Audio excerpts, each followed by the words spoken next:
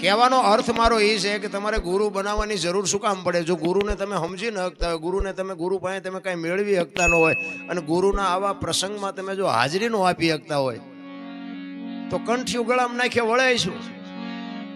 આ મારા જાત અનુભવની વાત કરું છું. મને એટલા બધા અનુભવ થયા છે કે એની કોઈ વાત નહીં. આ પ્રેમજીભાઈ સાક્ષી છે. મને સુરેન્દ્રનગરમાં દાખલ કર્યો તો, 4 હોસ્પિટલ બદલાયો તો મારો દીકરો આ દેવુબેન બેઠા, મારી બેન અહીંયા કંકુબેન ને 2 મારી ખબર કાઢવા આવ્યા હતા. તેથી આ 2 બહેનો રોતી હતી. કહેવાનો મારો અર્થ, મારું બૈરું અમદાવાદ હોસ્પિટલમાં દાખલ હતું. એ સિવાય મારો દીકરો ઘોડા ઉપરથી પડી ગયો તો કોઈ ડોક્ટર હાથમાં નહોતો પકડતો. રાજકોટ અમે લઈ ગયા હતા. એ સિવાયના મારા શાળાની દીકરી, બાપુ શું વાત કરું ભલામણા તમને, મને એમ થાય કે આમાં ઉતરતું જ નથી કાંઈ. મારા શાળાની દીકરી ઓફ થઈ ગઈ. ફોન આવ્યો બાપુને મારે બેયને પ્રોગ્રામમાં જવાનું હતું, આ ખાખરાથળ, અને 8/5/2024 મને આજે તારીખ યાદ છે. અને બાપુને મેં હા પાડી હતી. મેં બાપુ જઈશ. અને હું એક જગ્યાએ લગ્નની કંકોત્રી હતી. હું મારા દીકરાને વાત કરતો હતો, બેટા કંકોત્રી છે તું જ આવજે. અને મેં બાપુનો ફોન હતો ને એટલે મેં હું બાપુ વારે ભજનમાં જાઉં છું. મેં આમ મોબાઈલ ચાર્જિંગમાંથી કાઢ્યો ને તો મોબાઈલ તરત મારા શાળાનો ફોન આવ્યો. એટલે મને કે શું કરો છો? મેં ઘરે છું. તો મને કે મારી બેબી એક્સપાયર થઈ ગઈ, લગ્ન કરી લે. એટલે મને આરો ધ્રાસકો પડ્યો. મેં કીધું ભગવાન કેવી કસોટી કરે છે. હવે બાપુ અરે જાવું કે અહીંયા જાવું? મારે લેવાનું તો અહીંયા કાંઈ નહોતું, પણ કદાચ કોકને એવું થાય કે હારું પૈસાના મમતમાં ગયો હશે. આ તો જગત છે. એટલે મારા દીકરો મને કે શું છે? મેં કીધું તારા મામાની દીકરી ઓફ થઈ ગઈ. એટલે મેં કીધું હવે શું કરવું? પછી મને વિચાર આવ્યો. મેં કીધું હવે જે બનવાનું છે બની ગયું છે, પણ મેં કીધું હું અહીંથી નીકળી જાઉં. તારી બાને મેં કહું વાત ન કરતો, 1-2 કલાક પછી વાત કરજે એમ કહીને હું નીકળી ગયો. અહીંયા આવ્યો, મેં વાતે નથી કરી બાપુને. એટલે હું રસ્તામાં વિચાર કરતો આવતો હતો. મેં કીધું આ હારે બીજું તો ઠીક છે, જે બનવાનું હોય બને, પણ મારા બૈરાને ખબર પડશે તો એને એમ થાય ને કે આ મારા ભાઈની દીકરી છે. જો એમના ભાઈની દીકરી હોય તો જાય ખરા. આટલું તો એના હૃદયમાં વાગે ને. કોઈ પણ ને તમારો ને મારો જે પ્રેમ છે, જે તમારો ને મારો ભાવ છે, એ માણસને રોવરાવે. એના મનમાં મેં કોઈ એવું થાય, ખબર પડશે કે એમના ભાઈની દીકરી હોય તો આ જાય ખરા. એટલે હું એવો વિચાર કરતો આવ્યો. અમે રાતે પ્રોગ્રામમાં ગયા, અહીંયાથી આવ્યા. હું તો અહીંથી સવારમાં હું ઘરે ગયો. હું ઘરે પહોંચ્યો ને મારા ઘરને કીધું કે મારા ભાઈની બેબી જીવે છે. આ મારા પોતાના અનુભવની વાત કરું છું. સત્ય સમજે હકાય એવી વાત નથી, પણ આ ઝેર પીવાની તૈયારી હોય ને એ મેળવી શકે. પછી ભલે 2 દિવસ રહીને ગુજરી ગઈ, પણ કહેવાનો મારો નાથ કે તમારી આબરૂ કોઈ દી આજની તારીખમાં જવા નથી દીધી. પણ વિશ્વાસ એનો હોય. હું આવા કઈ પ્રસંગ હોય, ગુરુ પૂનમે આટલા જ હોય છે. બોલો, એ મને એમ થાય કે તમે શું કરવા બેઠા છો? આ તમે કર્મની ગહાડીઓ બાંધો છો. કોઈ મતલબ નથી ગુરુ શિષ્યનો. અને આટલી મારી માથે વીતીને તો આ બાપુ બેઠા સાક્ષી.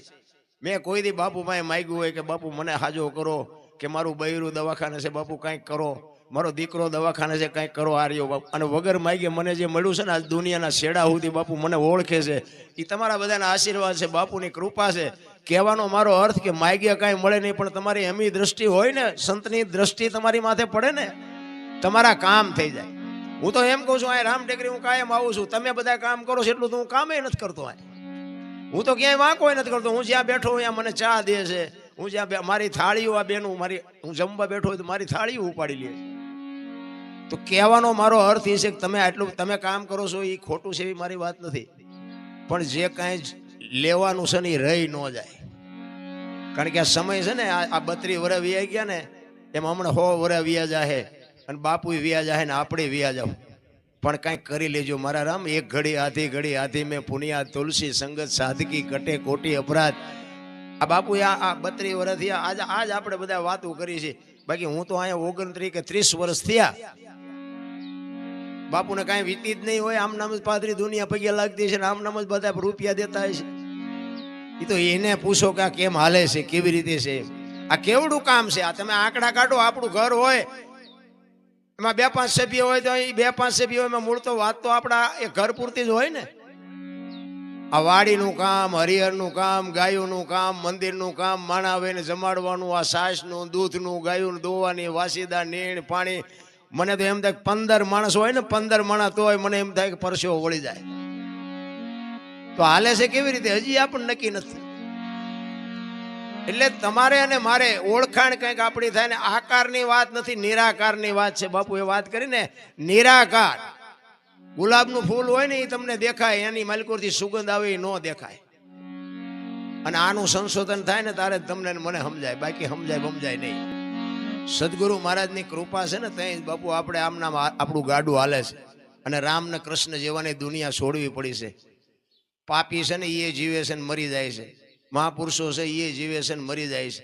પણ એવી કંઈક સુગંધ મૂકીને જાય છે ને એને જગત આજે યાદ કરે છે, હજારો વર્ષ વીઆઈ ગયા તો આપણી હાથ. હું હમણાં 2 દી પહેલા અમદાવાદમાં પ્રોગ્રામમાં ગયો હતો ને, ત્યાં એમના ગુરુ મહારાજની પટેલ સમાજ હતો બાપુ ઘુમા અમદાવાદ. 106મી તિથિ હતી એમના ગુરુ મહારાજની સમાધિ છે. અહીંયા સરસ મજાનો આશ્રમ છે, મરીસા જેવો આશ્રમ. અને બધી કરોડપતિ પાર્ટીઓ, બધી પટેલ સમાજ. એમાં મારો પ્રોગ્રામ રાખ્યો હતો. 106મી તિથિ હતી.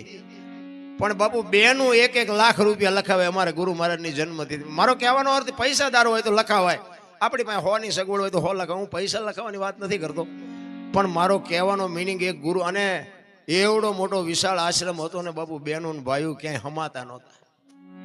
ત્યાં મને એમ થાય ને કે હું તો એમ કહું સમાધિ છે ને એટલી વ્યક્તિ ત્યાં જીવતી જાગતી મૂર્તિમાં હજી નથી દેખાતું. મને તો એમ થાય કેટલી અભાગ છે. તમે બધાય મને હા ભેળેલો છે અને મને કયો છો કે અનુપસિંહ તમે ઘડીક બેહો, અનુપસિંહ તમે કંઈક બોલો. પણ હું તમને એમ કહું છું કે તમે કેમ નથી કાંઈ બોલી શકતા, તમે કેમ નથી કાંઈ કરી શકતા, કેમ નથી થતું? જાણો છો, હું નથી એવું નથી કહેતું કે તમને કાંઈ ખબર જ નથી પડતી, એવી કોઈ વાત નથી. પણ તમે કાંઈક કરો, કાંઈક કયો, કંઈક 5 જણા વચ્ચે કંઈક સારી વાત કરો, કંઈક સારું જગતને કંઈક આપો, તમને જો હુજતું હોય. બાકી આમ નામ બાપુ જિંદગી વહી જાય અને માણસનો અવતાર ફોગટવ્યો જાય. મહાપુરુષો એટલા જ માટે કહે છે કે આ તમને દેખાય છે ને એ બધું નાશવંત છે, એ કંઈ સત્ય નથી. સત્ય છે એ કંઈક સાઈડમાં આપણે રહી જાય છે. એટલા માટે મહાપુરુષો ઘણું કહે છે. એકાદ વાણી કરી. આહાલી ભરવાને પાણી પાણી. જો વાણીના શબ્દો છે ને સદગુરુ મહારાજના શબ્દો છે. કારણ કે આ પાણી એટલે આપણે કુએ ભરવા જવાનું એની વાત નથી, બરોબર? આ વાત છે ને બધી દેહની વાત છે. આમાં તો કંઈક ગુરુ મહારાજની કૃપા હોય તો સમજાય, નકર પાછું સમજાય એવું નથી. પણ આની માટે કંઈક મંથન હોવું જોઈએ, કંઈક મહેનત હોવી જોઈએ. મહેનત વગર ન ખબર પડે. કારણ કે ઘરેથી તમારે આવવામાં તમારે ઘરેથી વાહન ગોતવા પડ્યા હોય, આવ્યા હોય, હાલ્યા હોય, થોડું ઘણું તકલીફ પડી હોય, મહેનત વગર તો બાપુ કાંઈ મળતું નથી. એટલે બાપુ એક સંત વાત કરે છે, મોમેડિયન છે બાપુ. આપણે આ હિન્દુ મુસલમાન ફલાણું ઢોકળું કરીને એ હતા તેથી એમને કાંઈ હતું જ નહીં. આ તો આપણે ઊભું કર્યું નકરું બાજવા હતું, એવી કોઈ વાત જ નથી.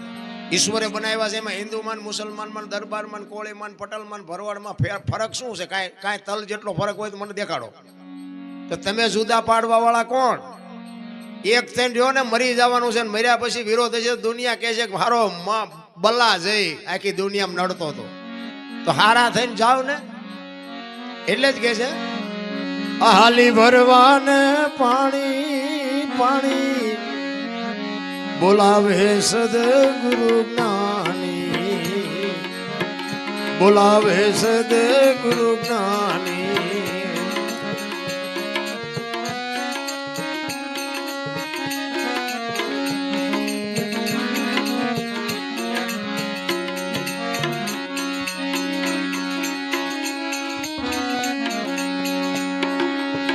છોડી પીર્યું મારે જાવું સાસરીએ, છોડી રે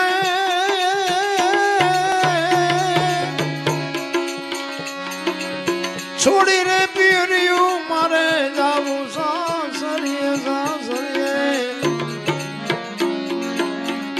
એમાં શરમ મને સાની સાની, એમાં શરમ મને સાની સાની, બોલાવે સદગુરુ જ્ઞાની. આહાલી ભરવાને પાણી પાણી, બોલાવે સદગુરુ જ્ઞાની, બોલાવે સદગુરુ જ્ઞાની, હવે સદગુરુ. મહાપુરુષો કે છે સદગુરુ તમને ઘરેથી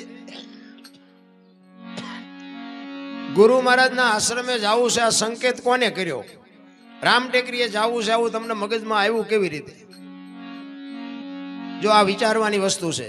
આ છે ને ભજનમાં બેઠા હોય ને તો બાપુ તમારે મંગાવવું ન આવે ને ચા ની જરૂર ન પડે અને તમારે ઘડિયાળમાં ન જવું પડે જો ભજનમાં બેઠા હોય તો.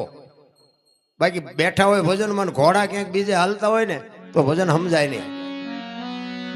એક બેન આમ બાજુનું ગામમાં કથા હતી ને ત્યાં કથા સાંભળવા ગયા. એના ઘરવાળાને કે કથા સાંભળવા જવું કે જા ને ભાઈ, હા જોતી નિરાજ. બેન હાજે આવ્યા કથા સાંભળી. એનો ઘરવાળો કે કથા સાંભળવા ગયા હતા તો કે હા. તો કે શું બાપુ વાંચતા હતા? એ કે માણા માણા માણા માણા. એ કે પણ બાપુ હું વાંચતા હતી? તો કે એ કે કેટલા બધા માંડવા કેવડું કેટલું બધું રાંધેલું કેવડા કેવડા તપેલા. એ કે પણ બાપુ શું વાંચતા હતા? એ તો કે એ કે મોટા મોટા સગડોળ ને મોટી મોટી સકડીઓ, એટલો બધો મોટો મેળો. એ કે પણ બાપુ શું વાંચતા હતી હું તને પૂછું છું. એ કે એટલા બધા માણસ થોડું સંભળાય. નકરી બહાર બહાર જ રખડી શું કથામાં બેઠી હોય તો કથા સંભળાય ને. એમ તમે અને હું કંઈક આપણે બહાર ફરીએ છીએ. મારો કહેવાનો આ તો એક દ્રષ્ટાંત છે, પણ કહેવાનો મતલબ કે આપણે કંઈક બહાર રખડીએ છીએ, હજી અંદર ઉતર્યા નથી. અંદર નથી ઉતર્યા એનું કારણ છે, હું તો બધે કહું છું, ગમે ત્યાં પ્રોગ્રામમાં જવું તો એક માં, એક બાપ અને એક ગુરુ, આ ત્રણ ને બાપુ સાચવી લ્યો. એનો આશીર્વાદ તમારા વિધિના ચકડા ફેરવી નાખે. ન ફેરવી નાખે તો આપણે ગુલામ થઈ જાય. તમારે મા ને બાપ જેવું અને એક ગુરુ મહારાજ જેવું આ દુનિયા છે ને બતાવવા વાળા મા બાપ છે અને તમારી ઓળખાણ કરવા વાળા સદગુરુ છે. તમે કોણ છો, ક્યાંથી આવ્યા છો, ક્યાં છો ને ક્યાં જવાનું છે, આની એક સદગુરુ તમને ઓળખાણ કરાવે. કરાવી કે લાલન પાલન કરી શકે, ઓળખાણ ન કરાવી શકે. તમે કોણ છો એની ઓળખાણ માટે બાપુ સદગુરુ કરાવી શકે. આપણે ગત ગંગા છે ને નિજીયા ધર્મ, રામદેવજી બાપા છે ને નિજાર ધર્મની વાત છે. એમાં બાપુ ઊંચ નીચ ને અમીર ને ગરીબ ને સ્ત્રી ને પુરુષ ને એ કાંઈ આવતું જ નથી. ઊંચ ને નીચ ને કાંઈ નથી આવતું. આ બધું મટે ને પછીની વાત છે. બાકી અમે દરબાર છે, તમારા કરતા ઊંચા છે, તમે આમ નીચા છો, આ બધું મગજમાં છે ત્યાં સુધી આ વાત નો મગજમાં ઉતરે. આ બધું જયારે સમદ્રષ્ટિ થઈ જાય ત્યારે બાબુ આની શરૂઆત થાય. એટલા જ માટે કહે છે પિયુજી વિનાનો મને ઘડી નો ચાલે ચાલે. પિયુજી એટલે આ છે ને અખિલ બ્રહ્માંડ નો માલિક છે. એક તમને એક વાત કરી દઉં કે આ છે ને આકાર છે, ઈશ્વર છે ને નિરંજન નિરાકાર છે. તમે રામાપીર ની મૂર્તિ આમ હે રામાપીર તું મારું કઈ કરી દે, મારું કરી દે, એ રામાપીર કઈ ન કરે. ખોટી વાત. આ મારા મગજ પર તમારું કામ કરી દેતું હોય મને વાંધો નથી, પણ હું મારી દ્રષ્ટિએ વાત કરું છું. રામની મૂર્તિ હોય ને આમાં જાઓ ને કે રામ મારું આ કામ કરી દે, છોકરાનું હક પણ નથી થતું, ધાબુ ભરવું છે, પૂછડું કરવું, ઢોકળું, એ નો કઈ ન કરી દે. જ્યારે તમને એમાં નિરાકાર દેખાય ને ત્યારે તમારું કામ થાય, એમ નામ ન થાય. વિશ્વ વ્યાપક નિરંજન નિરાકાર છે. આ મૂર્તિ છે ને એ ખોટી છે એવી મારી વાત નથી, પણ એ તમે મેં બેહાડેલી છે. એ શાંતિ મળે, અહીંયા તમારા વિચારો સુધરી જાય, તમારા મનના જે કંઈ ઘોડા દોડતા હોય એ ઊભા રહી જાય. બાકી કામ ન કરી દે. તમને ઘરે ગમે કંટાળો હોય, આ મંદિરમાં જઈને તમે એમ કહો છોકરા કંદડે છે ને બૈરું કંદડે છે ને આમ છે ને તેમ છે ને મારે મરી જવું સુધી રામાપીર તમને ન કહે બે દી રોકાય. બાપુ માં આવીને એમ કહો કે બાપુ ઘરે કંટાળો છે, બાપુ એમ કે ઘરને પડ્યું રહેવા દે, બે દી અહીં રોકા પછી કંઈક રસ્તો કાઢશે. એ તમને શાંતિ આપી શકે. શું કામ? આ છે ને આ પ્રત્યક્ષ છે. ઓલી વસ્તુ આખી જુદી છે, આ વસ્તુ આખી જુદી છે. આપણને આમાં નથી દેખાતું, ઓલામાં દેખાય છે. એક પથ્થર માણસ લઈ આવી એની મૂર્તિ બનાવે અને એક જ વખત મંદિરમાં જાય એટલે ભગવાન થઈ જાય. એ મંદિરને પગથિયા ગઈ ગઈ ગઈ ગઈ ને આપણે આખી જિંદગી માલપા વ્યાઈ જાય પણ માણા ન થયા. બોલો, પાણાનો ભગવાન થઈ જાય, માણાનો માણા નથી બનતો. એટલે જ કીધું પીવું વિના, પીવું છે ને પીવું તમારો મારો છે ને એક જ પીવું છે. ધણી આપણો એક જ છે. આ લગ્ન આપણે ઉભા કર્યા ને એ તો હળગતા ઘર છે. એ તો બધાને એમ હતું કે આમાં કંઈક લઈ લઈએ, બધા હલવાણા છે. આપણને આ માણા બનાવ્યા, આમ દામ ને ઠામ આપ્યું, તોય હજી આપણને સંતોષ જેવી ચીજ જ નથી. સબરી બાપુ તમે જોવો તો એક ભીલની બાઈ, ભીલની દીકરી, કોઈ શાસ્ત્રનું વેદનું કોઈ જ્ઞાન નહીં, અને ગુરુ મહારાજનો એક શબ્દ પકડી અને બાપુ એક નવધા ભક્તિ સુધી પોગાડી દીધી. રામાયણનું અદ્ભુત પાત્ર જેને કહેવાય. તમને ને મને કેમ બાપુ સાંટો નથી પડતો, મને તો એ નથી ખબર પડતી. સબરી બાપુ રોતી રોતી કહે છે મારો દીકરો સાક્ષી છે. કારણ કે આપણું હારા માણામાં નામ જ નહોતું, પણ આ એક વેલનાથ બાપુ ગિરનારનો નાથ સંપ્રદાયનો સંત કહે છે કે મને આજ દુનિયા જો ઓળખતી હોય ને તો આ સંતોની કૃપા છે. હું તો જગાડ્યો, મને દેશ દેખાડ્યો. આ દેશ તમે બધાએ ભાળ્યો છે, પણ હું ખોટું ન લગાડતા, પણ તમે કાંઈ ભાળ્યું જ નથી. તમે કાંઈ નથી ભાળ્યું. મહાપુરુષો એટલે કહે છે કે સૂતો જગાડ્યો, મને દેશ દેખાડ્યો. દુનિયામાં તમારે આજ આ બાપુને આખી જગત ઓળખે ને, આને દેશને જોયો છે, આપણે હજી નથી જોયો. અને જોવાની જરૂર છે. આપણે અહીં આવ્યા છીએ ને હાવ જો એમના મઠાણું કર્યા વગરના જઈશું ને તો અહીંયા છોકરા શું ખાય છે, કંઈક લઈ જવાની જરૂર છે. એટલે આ ભજન મને લાગવું પડે છે. હું ઘણી વાર ગાઉં અને મને મજા આવે આમાં. એટલે હું તો જગાડ્યો, દેશ દેખાડ્યો, મને જમડાના હાથેથી છોડાયો. ભલે વિયાઈ ગયા છે બધાય, પણ એ બાબુ એને જમડા નથી લઈ ગયા. આપણું તો મારો રામ જાણે ગમે એ થાય, કોઈક એવા માણસ લઈ જાય તો વાંધો નહીં, જો જમડા ન આવે સારું, આપણે તેટલું કહે. એટલે જ બાબુ મહાપુરુષો કહે છે આ વેલનાથ સંપ્રદાયનો નાથ સંપ્રદાયનો સાધુ વેલનાથ ચુવાડિયા કોળીમાં નો ઇતિહાસ બોલે છે. સાચું ખોટું મારો રામ જાણે. પણ એકવાર વેલનાથ બાપુ એ કે વસ્તીમાં વિચારવા માટે નીકળ્યા ને, અને એક ગામની બાજુમાં આવ્યા અને દી આથમવાનો સમય ને એમને એમ થયું કે રાત રોકાઈને સવારે જઈશ. એટલે કોકને કીધું કે મારે રાત રોકાવું છે, હરિહર કરવું છે, કોઈ ઘર ખરું. એટલે એને કીધું ભાઈ આમ હાલા જાઓ. એમાં એક રામજી કરી અને ચુવાડિયા કોળીનો જણ, અને પોતે પાપી માણા, ચોરી શિકાર ને આવું બધું કરે. એટલે જુવાની આવે બાપુની મસ્કરી કરી. એ કે રામલોનું ઘર દેખાડી દો, ભલે બાપુ રામલો બે મજા કરે. કારણ કે બધાને ટીખળ જ કરવા છે, કોઈને સારું કરવું જ નથી. એટલે કીધું કે આમ તમે હાલ્યા જાઓ બાપુ, એક રામજી કરીને નામ છે, અહીંયા બધા સાધુ સંતો આવે છે. એટલે બાપુ ત્યાં ગયા. હવે શિકારીના ઘરે તો બાપુ શિકારની વસ્તુ પડી હોય, હથિયાર પડ્યા હોય, કોઈ જાનવર મારવાના સાધનો પડ્યા હોય, એટલે બાપુ તો જોઈ જાય. ખેડૂ હોય તેના ઘરમાં હાથેડા પડ્યા હોય તો માણસને ખબર પડી જાય કે આ ખેતી કરતો લાગે. એટલે બાપુ એમ જોયું કે આ જોવાની હવે મને ખોટો ભરાવી દીધો, પણ કાંઈ વાંધો નહીં. કે એટલે કે ભાઈ રામજીભાઈ કોનું નામ? કે બાપુ મારું નામ રામજીભાઈ. આવો કે સીતારામ. સીતારામ બોલ્યા ને બાપુ સમજી ગયા કે આનો આંગળી પકડવા વાળો નથી, બાકી આને બોલતા તો આવડે છે. સાધુ ને બાપુ એક ટકોર જ હોય. અને સંત તમારા, હું તો એમ કહું છું બોલવાની જરૂર ન પડે, તમારી આંખ વાત કરી લે. આંખ તમારી એવી હોય ને તો સંત એક તમારી પારખી લે કે તું આનો અધિકારી શોખ નથી. એટલે સીતારામ કીધું ને એટલે બાપુને એમ થયું કે આની આંગળી પકડવા વાળો કોઈ નથી, બાકી સીતારામ બોલતા તને આવડે છે, ભલે પાપ કરતો હોય. એટલે કીધું કે મારે હરિહર કરવું છે ને રાત રોકાવું છે. એટલે રામલાએ કીધું કે બાપુ વાત તમારી બધી હાજી, હું તમને બધી વ્યવસ્થા કરાવી દઉં, પણ હું ન ખવડાવું તમને. કારણ કે હું તો બાપુ પાપી છું. હું તો જાનવરને મારીને મારા ઘરનું ગુજરાન હાંકું છું. એ રોટલો મારે તમને ન ખવડાવાય. બાપુએ કીધું કાંઈ વાંધો નહીં, મારે તારા ઘરનું જ ખાવું છે, તું ચિંતા ન કર. રોઈ ગયો બાપુ. જો સંતની દ્રષ્ટિ પડે ને અંદરથી રોવાનું ચાલુ થઈ જાય. વાણી કહે છે જેસલની વાણી કહે ને, રોઈ રોઈ કોને સંભળાવું. એ આહુડા પાડી નથી રોયા બાપુ, રુદિયા રોયા છે. અમરમાની વાણી કે હાલ રે ફકીરી મારી દેવાંગી વિના બીજું કોણ જાણે. બાપુ આહુડા પાડી નથી રોયા, અંદરથી રોયા છે. અને અંદરથી જયારે રોવો ને તારે જ ઓલ્યો સાંભળે. અને આ આહુડા પાડો ને તો દુનિયા એમ કે અરે આને જેટલું બધું દુઃખ છે, કાંઈ નથી વાતમાં, કોઈ નો ભાંગી શકે. અંદરના આહુડા પડે તારે જ ઓલો તમારું દુઃખ સમજી શકે ને તારે તમારું દુઃખ ભાંગે.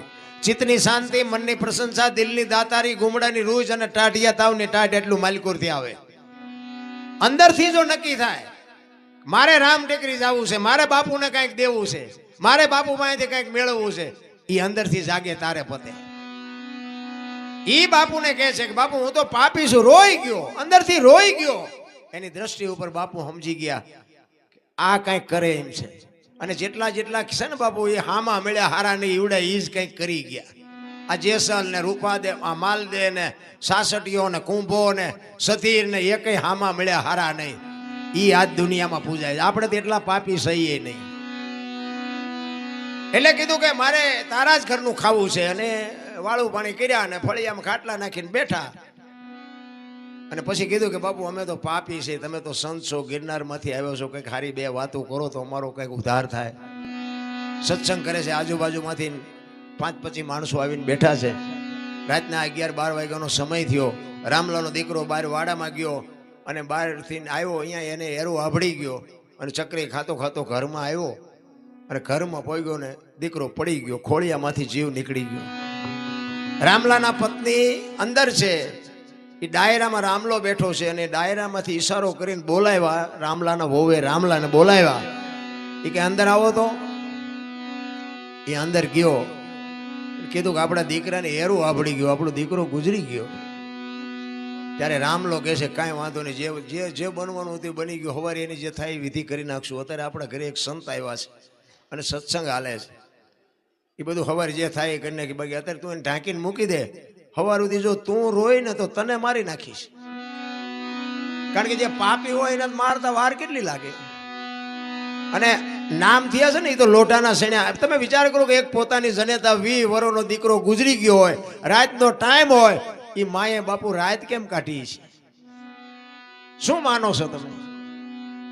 આ જેવી તેવી વાતો નથી મારા રામ, આપણને જીવનમાં ઉતરતી નથી ને એ આપણા અભાગ છે. એ ખોળામાં માછું લઈ અને પોતે જનેતા સવાર સુધી 4 વાગ્યા સુધી બેઠી રોતી તો હશે જ, આંવડા તો પડતા જ હોય બાપુ. જનેતા હોય એના આંખમાં આંવડા ન પડે, પણ અવાજ ન કર્યો સવાર સુધી.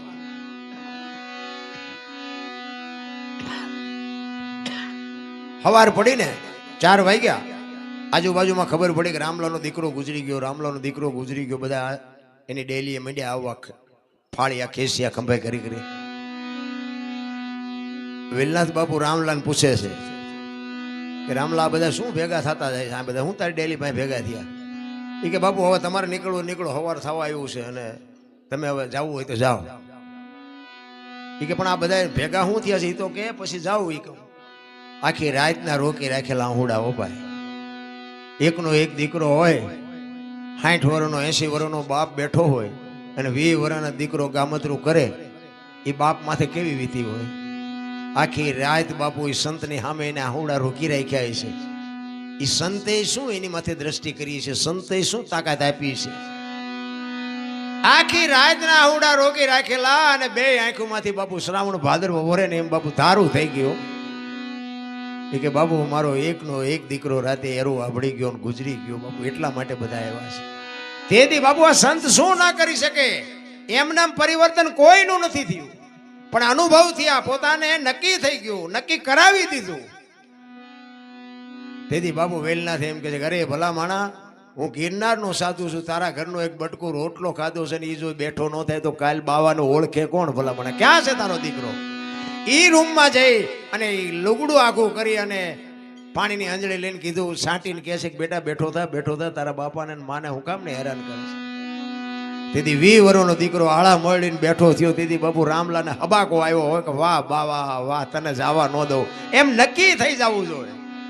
આપણને પીડા હોય તે હનુમાન ચાલીસા ચાલુ કરી, પછી પાછું મેળમાં આવી જાય તો પછી હનુમાને ચા ને આપણે ચા.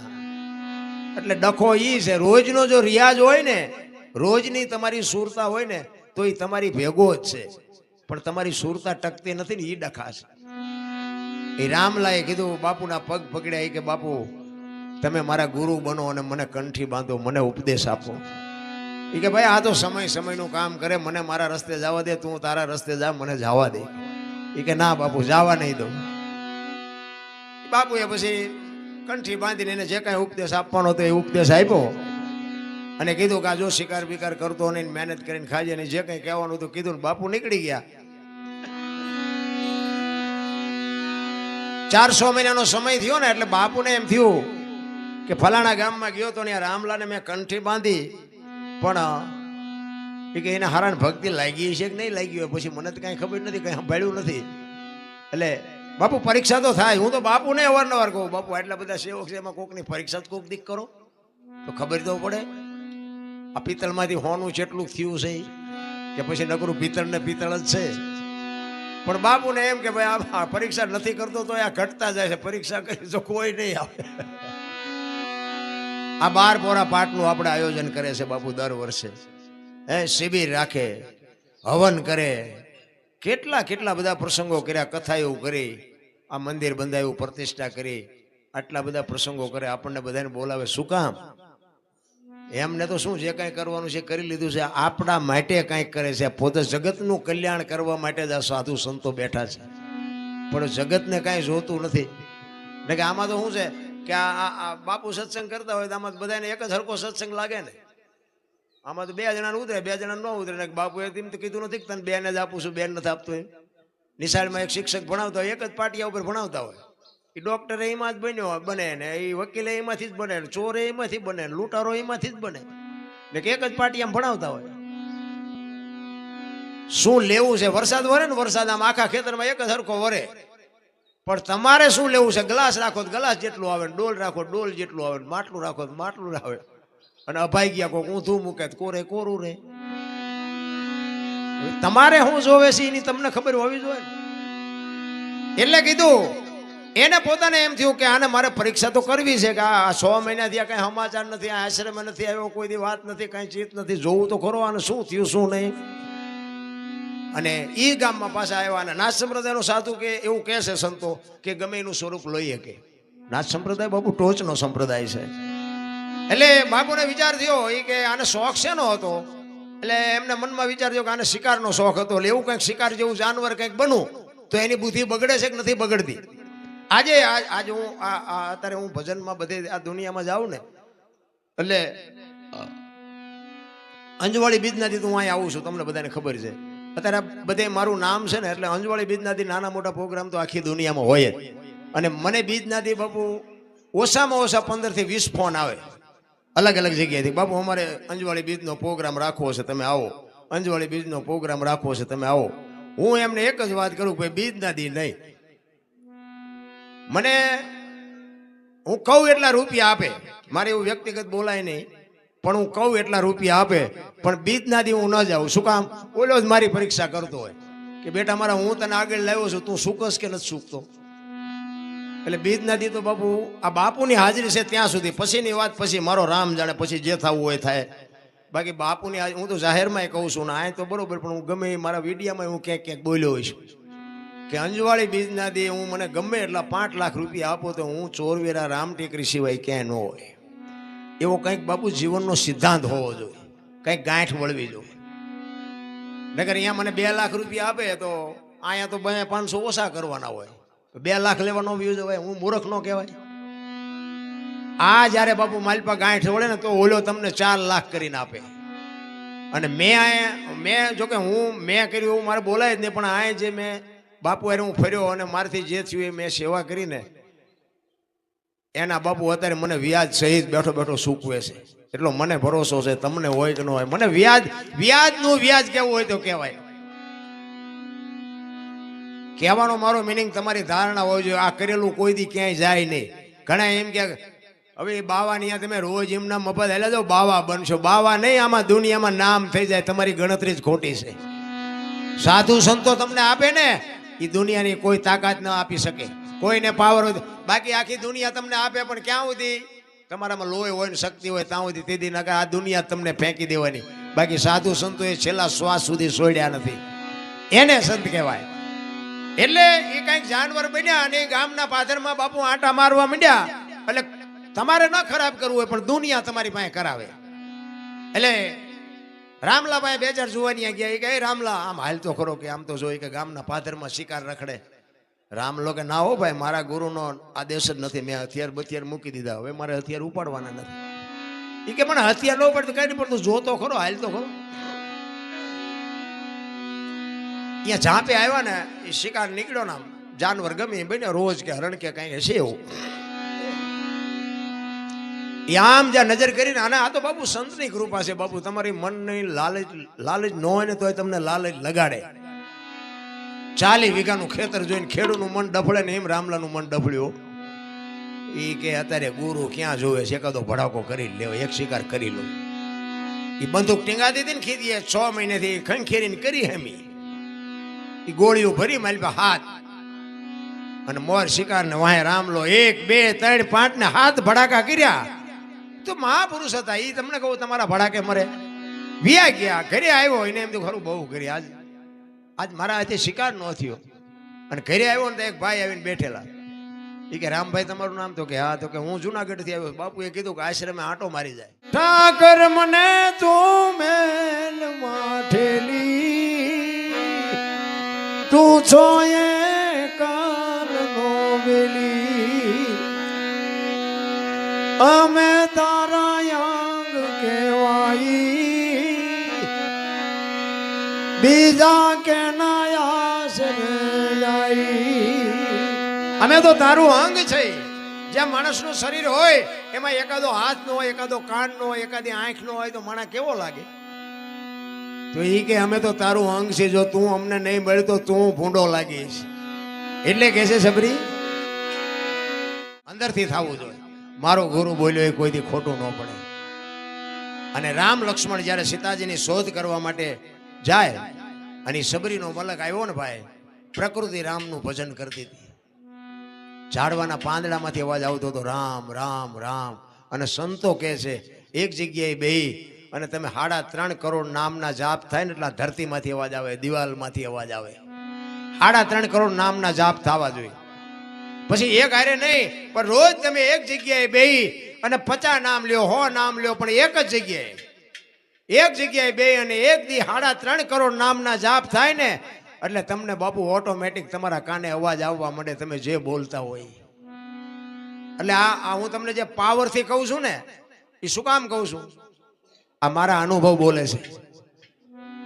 અમે હમણાં તમને જે વાત કરી ને, આ તમે મારી વાતને જીવનમાં ઉતારો કે ન ઉતારો તો તમને ફાયદો છે. બાકી મને આ અનુભવ છે ને પરફેક્ટ તમને કહું છું કે 100% સોનું છે. લ્યો ન લ્યો એ તમારી મોજ.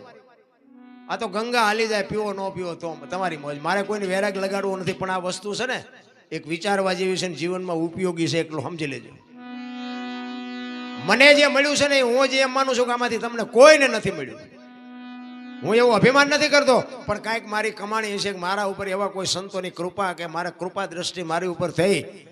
મને હું ગમે ત્યાં પ્રોગ્રામમાં જાઉં ને તો બધા ઘણા એમ કે મને કે તમે આટલું બધું યાદ કેવી રીતે રાખો છો? તમે આખી રાત એટલું બોલો છો, આટલું ગાઓ છો, કોઈ ચોપડી નહીં, વાત નહીં, કાંઈ નહીં. મેં કીધું મારો નાશ બોલે છે, હું કાંઈ બોલતો ઈ બોલાવે છે. બાકી હવારે તો જીવે તો તમે મને કંઈક વાત કરો તો મને ખબર ન હોય કે હું શું બોલ્યો તો, આના પછી શું આવે ને શું આવે. એમાં પણ સંસારમાં આપણે વ્યાજ એટલે આને એક બાજુ મૂકવું પડે, કારણ કે એ જરૂરી છે. એટલે કહેવાનો મારો અર્થ, સબરીને પોતાના ગુરુ માથે એવડો ભરોસો નહીં. રામ ને લક્ષ્મણ અહીંયા આવ્યા અને 3.5 કરોડ નામ થાય ને જાપ થઈ જાય. એ ધરતી બોલવા માંડે, આકાશ બોલવા માંડે, ઝાડવાના પાંદડા બોલવા માંડે. અને એ મલક આવ્યો ને બાપુ પ્રકૃતિ ભજન કરતી હતી. ત્યારે લક્ષ્મણ રામને પૂછે છે કે મોટા ભાઈ આ કયો મલક આવ્યો? અહીં તો પ્રકૃતિ તમારું ભજન કે હુકા પાંદડામાંથી તમારા નામનો અવાજ આવે છે. ત્યારે રામ મરક દાંત કાઢે છે. લક્ષ્મણ અત્યાર સુધી આપણને બધા સંતો મળવા આવતા હતા ને, તો કે હા, તો કે આજ આપણે એક સંતને આપણે મળવા જવાનું છે. સામે ઝૂંપડી રહી ને એમાં એક ભીલની બાઈ છે, જ્યાં જોતો હોય કે શું કરે છે, એને આપણે મળવા જવાનું છે. અને લક્ષ્મણ અહીંયા ગયો ભાઈ, શેષનાગનો અવતારો. સબરીની ભક્તિ જોઈને ધ્રુજી ગયો લક્ષ્મણો. સબરી આમ નેજવા કરીને જોતી હતી કે હે મારા રામ, તમે ક્યાંથી આવશો, ક્યારે આવશો? હવે મને દેખાતું નથી, હવે મને સંભળાતું નથી. તમને એમ થાય કે આપણે ખેતરમાં ખેતી કરવી છે તો તમે પ્રેમથી ખેતી કરો તો ભગવાન એમાં ફળ આપે જ છે. તમે કહો કે ભાઈ મારો દીકરો આટલું ભણે છે અને મારા બાપ આને કંઈક સારી નોકરી અપાવી દે, તમારી અંતરની વેદના હોય તો અપાવે. તમારા માલઢોર હોય તો એમાં તમે એમ કહો ભગવાન તું આમાં કંઈક બરકત આપજે. તમારી જો બાપુ અંદરની આત્માની જ્યારે પીડા હોય તો એ આપે. તો તમે એનું બાપુ ભજન કરો ને એની જો પીડા જાગેથી તમારા સામો ન આવે. પણ આપણને સ્વાર્થની ભક્તિ વધારે ગમે છે, પરમાર્થની ભક્તિ ગમતી નથી. એટલે સબરી બાપુ રોતી રોતી ગાય છે કે હવે અમારે કોના આશરે જાય?